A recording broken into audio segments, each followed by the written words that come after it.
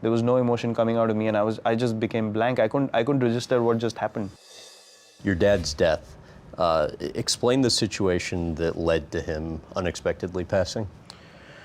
The situation was, so he used to do online share trading, and that was something that became quite a big thing back then, when in 2006, when he started doing it. And then, as I said, the business side of things wasn't doing well for my brother. The house was on rent, and then his online share trading account suddenly crashed. So one transaction went really bad, and all the transactions that he'd done before that and whatever he had accumulated sort of went down in a go. So he really, like, the amount of stress it brought onto him mentally was huge. So he had a stroke. He had a clot form in his brain. I didn't know it because I was playing my first season and I was at practice, and I was coming back from practice, and I reached the house, and then my cousin's sister was there, and I asked her where everyone is, and she's like, no, they've just gone for a regular checkup. I was like, why would everyone in the house go for a regular checkup? This doesn't seem right. Why is she the only one sitting at home? So I asked her where they are. She told me they're at this place, and I was like, take me there. So we went there, and then I saw him. And then I saw him, in a situation that I'd never seen him before. And What was the situation? Because it was a stroke in the brain, he wasn't able to react in the normal manner. His body was moving in a funny way, and he was not able to figure out where he is, like the way he looked at people as well. It was like he lost total sense of what's going on. So I saw him like that, and then they took him to the operation theater, and then it was a very difficult time because they did the operation, then he came back home, and then he was in rehab, but I saw him, left side of his body got paralyzed, left side vision also got compromised, and he was just not able to communicate that well, even with the family members anymore, and couldn't do anything by himself. People had to pick him up and take him to the toilet, and there he was, a self-made man. He would just, in the house, if something went wrong, he wouldn't call anyone. He would just open the socket, the electric socket, and just start fixing things himself. So he was that self-made, and he wasn't dependent on anyone. So for a person like that to go through that, he couldn't handle it after a while, and then eventually, after a couple of weeks of rehab, he got a cardiac arrest. And you were there. I was batting, actually. I was playing a game, and we were playing one of these 4-day games, which used to happen at the first class level, and I was supposed to resume batting the next day. And this happened around 2:30 or 3 in the morning, and we all woke up, and we had no idea what to do, and he was gone by the time we woke up, and I literally saw him take his last breath in front of me. And I tried to pump his chest and all that, nothing worked. And then there were a few doctors around in that area that we lived in. We went to their place. No one opened the door because it was 3 in the morning. We couldn't get any response, and then we drove him to the hospital. But by the time they tried electric shocks and everything, all those kind of things, but nothing worked. He couldn't recover at all. So my sister and my brother and my mother, they all broke down, and funnily enough, I couldn't cry at all.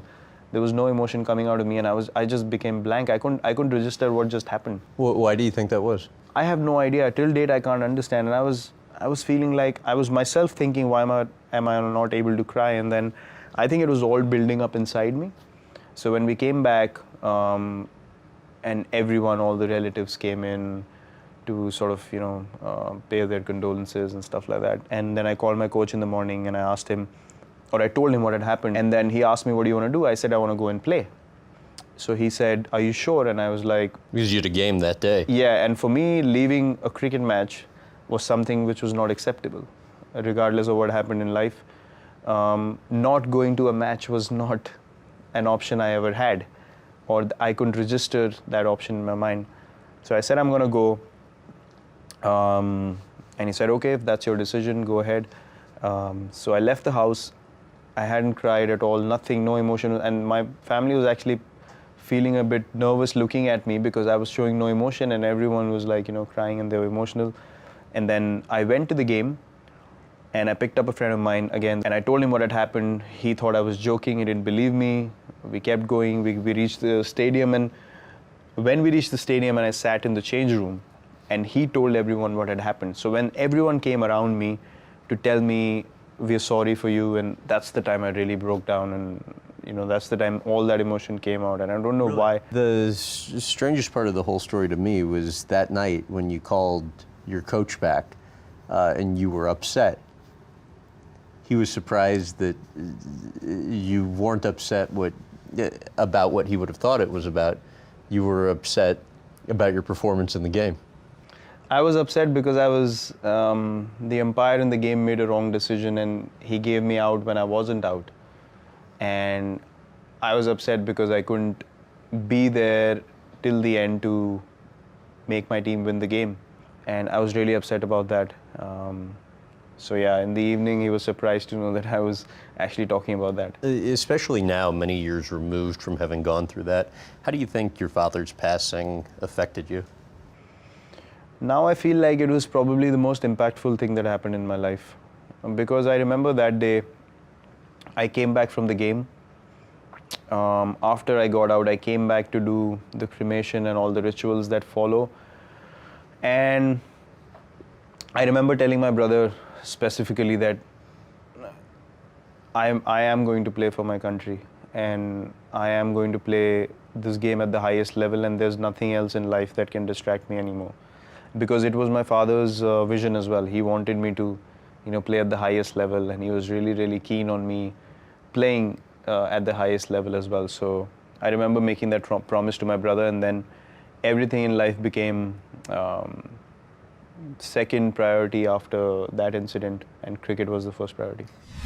The change I saw in Virat after that day when he decided to go for that match that, after our dad passed away, I suddenly found after that he was a completely changed person in terms of his decision making. That was the day when I realized that, he's going to go there.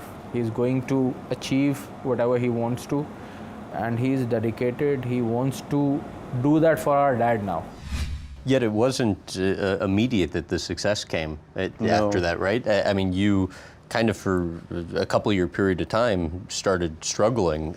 In what ways did you begin to get careless off the field? So the thing is that the incident happens in your life and then you move on with it. You don't know the kind of motivation it registers in your heart.